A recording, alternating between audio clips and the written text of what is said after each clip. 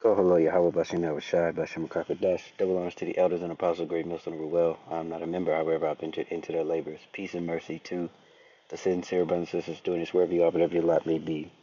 Um, it's I guess during the week, little quick video I stumbled upon.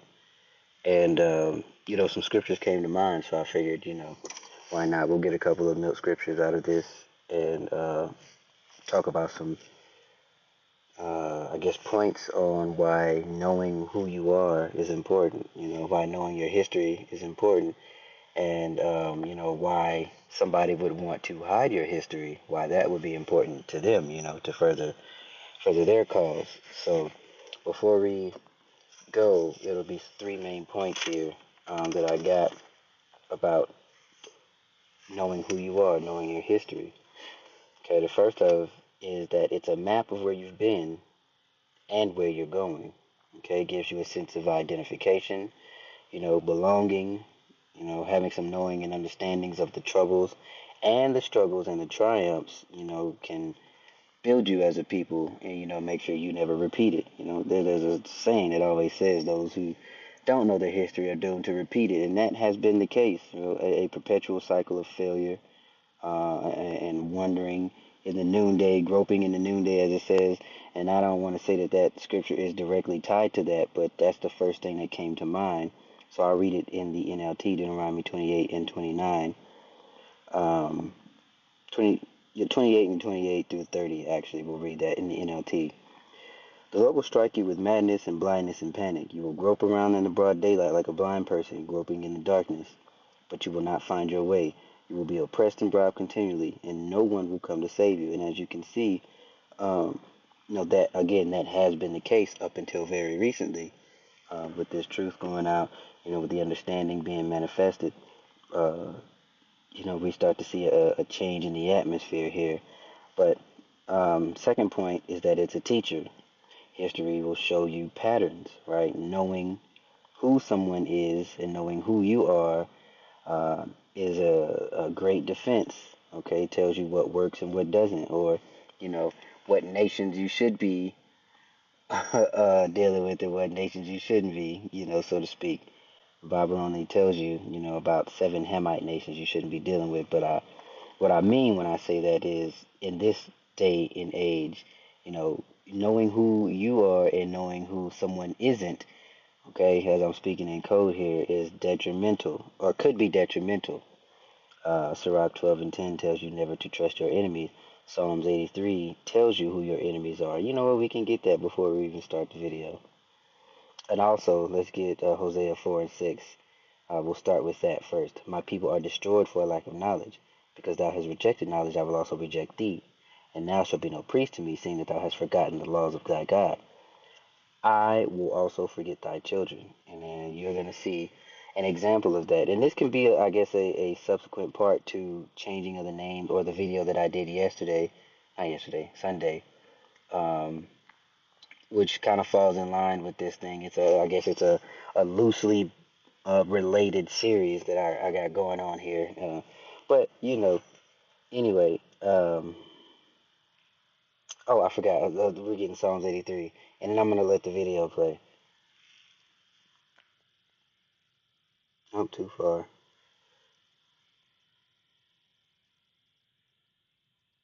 Okay. Psalms 83. We're going to read verse 2, the highlighted portion. Okay. For lo, thine enemies have made a tumult, and they that hate thee have lifted up the head. They have taken crafty counsel against thy people, and consulted against thy hidden ones. They have said, come, let us cut them off from being a nation, that the name of Israel may be no more in remembrance. Right? Instead, it'll be Negro, Black, African American, Latino, Indian, all these different names that have nothing to do with anything. Anyway, let's keep going. For they have consulted together with one consent. They are confederate against thee. And it tells you here, tabernacles of Edom, the Ishmaelites of Moab, and Hagarenes, Gebal and Ammon, Amalek being the head tribe of Edom, and the Philistines, which with the inhabitants of Tyre. Okay, so you see just a brief overview. All right, understanding your history. Knowing this truth is also understanding your history. Okay, And that is why the remnant, as it is written, will be victorious through the Spirit and power of Yahweh Bashim Yahushai. Okay, before we do, I made the second point, history being a teacher showing you the patterns. Also, history is a shield against manipulation, okay? And that goes into he who controls the narrative, right? They can leave out these inconvenient truths. And also, on the flip side, they can, put hype around lies and myths or pseudoscience, okay, race-based science, and push that agenda, to also make it seem as if a people is inferior when they're really not, or that they came from nothing and will never be anything. Okay, and this also goes into the importance of positive imagery, which, again, look throughout any moment in time and see, or even on certain sitcoms and shows where they, especially like the Good Times is one of the shows where Florida was praising a white Jesus picture, and Michael was trying to show her that that he wasn't pale skinned. Okay, you can look that up on your own. And then, okay, then that was the last point. Okay, history being a shield, or knowing your history being a shield unto you. We understand that, through our disobedience, the Lord has cut us off, and, we'll get those scriptures as well. But also, it talks about us waking up in the land of our captivity, Judah and Israel, northern and southern kingdom, which you see.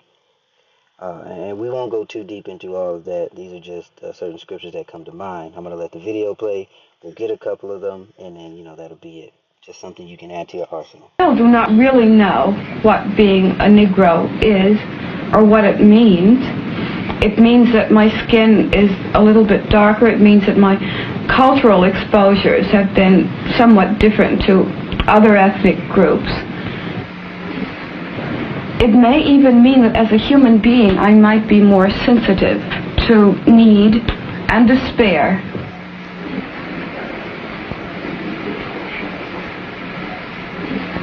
Oh yes, that wish I was white kind of thing, when you begin to sort of get the feeling of difference, like maybe you're dirty, something's wrong, but there was that feeling, so early you can't even remember where it started. I'm not over it yet. It's part of my American heritage.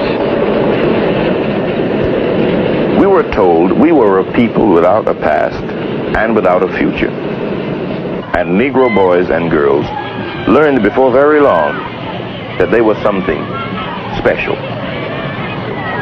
At an early age, as soon as you start school, you begin to catch on to the whole racial thing. But once you get into school, you begin to know it and know there's a difference, and that the difference is against you. There's no real reference to me as a Negro or to my father or any of the other Negroes who have contributed so much to the growth of the United States. Which is why I think now you're seeing why I got those points and what I'm talking about here, with history being a shield, history being your teacher, and is a map of where you are, where you've been, and where you're going. Okay, and I see as I let that video play, it starts to come together now. And falling in line with what they were saying here.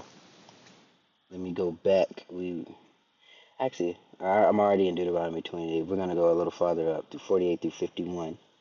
Okay, and then we'll get Jeremiah 17, where it talks about us discontinuing from our heritage.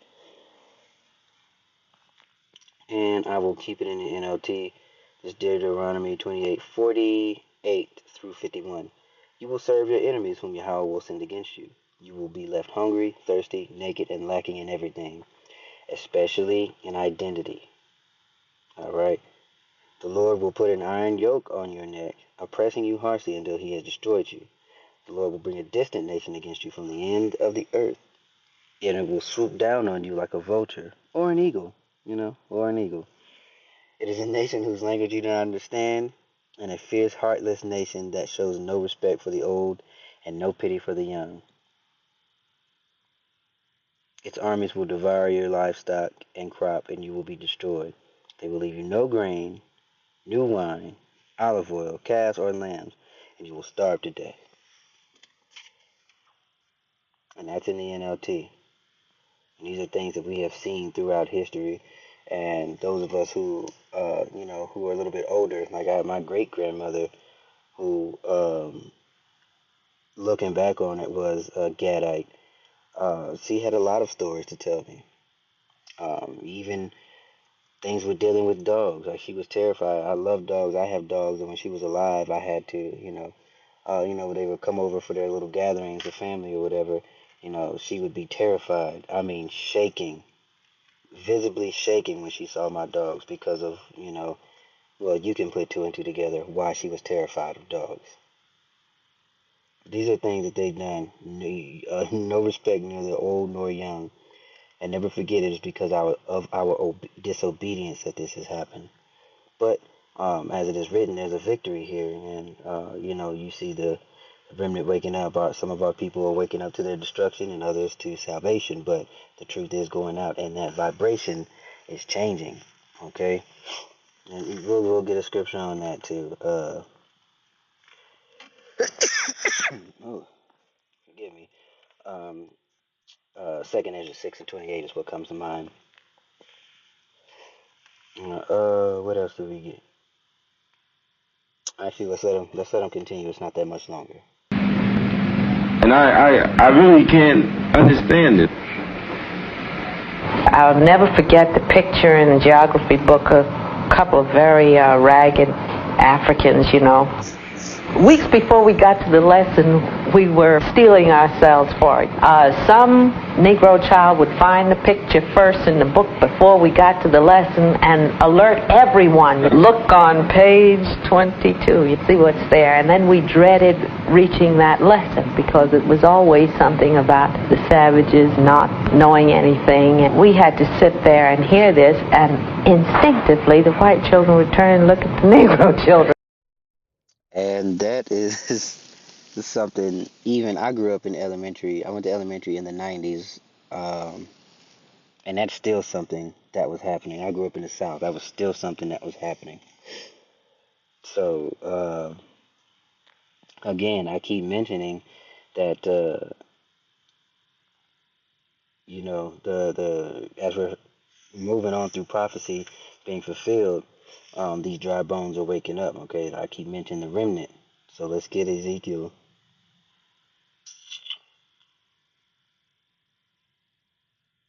37. So what we're witnessing is the skin and the breath of life being put on these dry bones. Straight to the point here, Ezekiel 37:3. And he said unto me, Son of man, can these bones live? And I answered, O Lord, thou knowest. O Lord, power, thou knowest. Again, he said unto me, prophesy unto these bones, and say unto them, O ye dry bones, hear the word of the Lord. Thus saith the Lord, power unto these bones. Behold, I will cause breath to enter into you. Okay, when you think of that word breath, think about when you read, we'll get it, breathe life, breathe, 2nd Esdras, since we're already on our way there. How the Lord said he breathed life unto Adam, and he was made living. So we'll get that. We'll get that right after this. Oh, behold, I will cause breath to enter into you, and ye shall live, and I will lay sinews upon you, and I will bring up flesh upon you, and cover you with the skin, and put breath in you, and ye shall live, and ye shall know that I am Yahweh, right? So when you talk about the land of their captivity, they remembering themselves, okay, this is what we're seeing here. So we'll go to Jeremiah, and then we'll head over to 2nd Ezra, and that'll be it. I have to find it, actually. I think it's chapter 4. So first we'll hit Jeremiah 17 and 4, and this talks about us being discontinued, as has happened. You can read through secular history and piece these things together with ease. And now even thyself shall discontinue from thy heritage that I gave thee, and I will cause thee to serve thine enemies in the land which thou knowest not, for ye have kindled a fire in mine anger, which shall burn forever. Okay, and now we'll go over to 2nd Esdras. Before we do,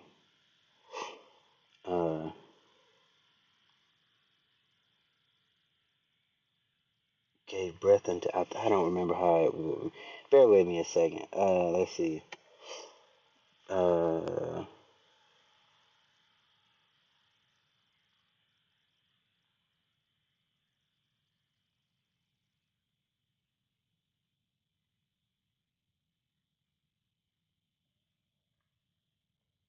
No, I mean, yeah, but I want it in. And Adam was made living. How about that?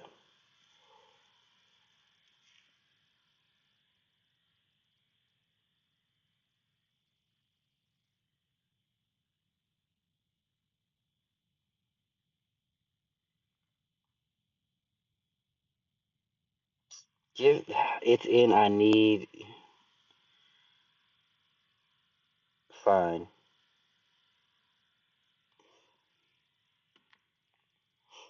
It is in first. Out of what I want is in second Esdras.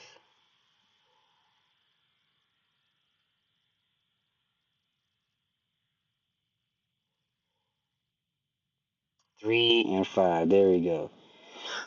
So we'll get that, and then we'll fast forward to 6. All right, and that will be that'll be the final scripture we grab. Okay, second Esdras 3 and 5 through 15.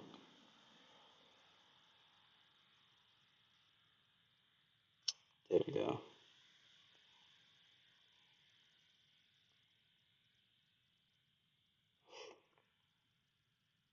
Okay, we'll start at 5. He gave us a body unto Adam without soul, which was the workmanship of thine hand, and did breathe into him breath of life, and he was made living before thee, right? Giving him the understanding how he's supposed to live, how things are going to go in the future. Okay, that is what being made living is.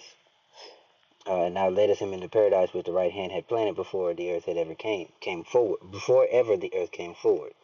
Okay, and unto him thou gavest commandment to love thy way, which he transgressed, and immediately thou appointest death in him, and in his generations, in whom came the nations, the tribes, of people, and kindred of all number.